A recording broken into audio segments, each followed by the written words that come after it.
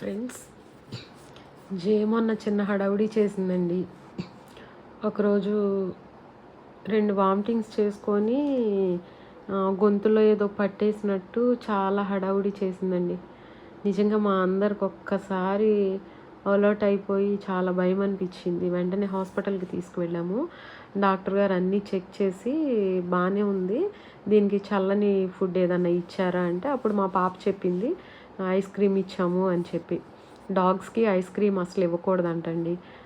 దయచేసి ఎవరైనా సరే అలా ఇస్తూ ఉంటే దయచేసి తెలుసుకుంటారని చెప్తున్నాను. డాగ్స్కి ఐస్ క్రీమ్ ఇస్తే లంగ్స్కి ప్రాబ్లం అవుతుందంట. తింటుంది కదా అని మా పాప ఎక్కువ ఐస్ క్రీమ్ ఇచ్చేసింది.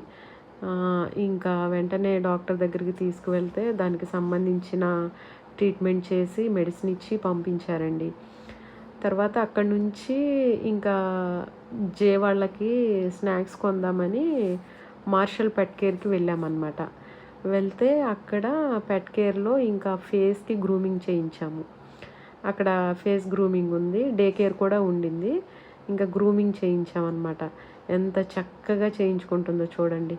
యూజువల్గా ఎప్పుడైనా సరే ఎక్కువ హెవీగా పెరిగిపోయినప్పుడు ఈవెన్ మేము తీయడానికి ట్రై చేస్తాం, కొన్నిసార్లు డాక్టర్ గారు తీయడానికి ట్రై చేస్తారు.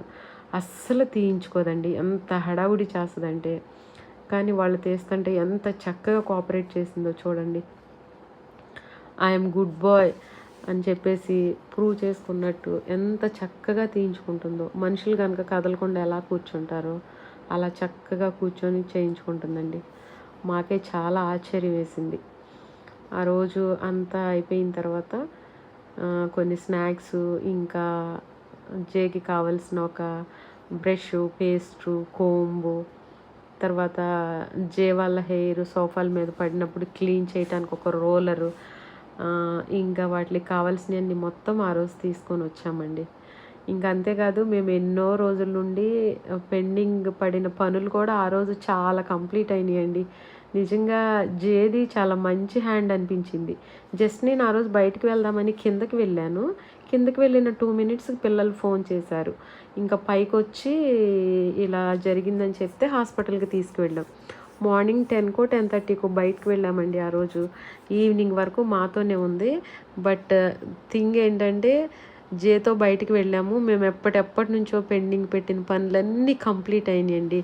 He is so luckiest fellow అండి. Thank you.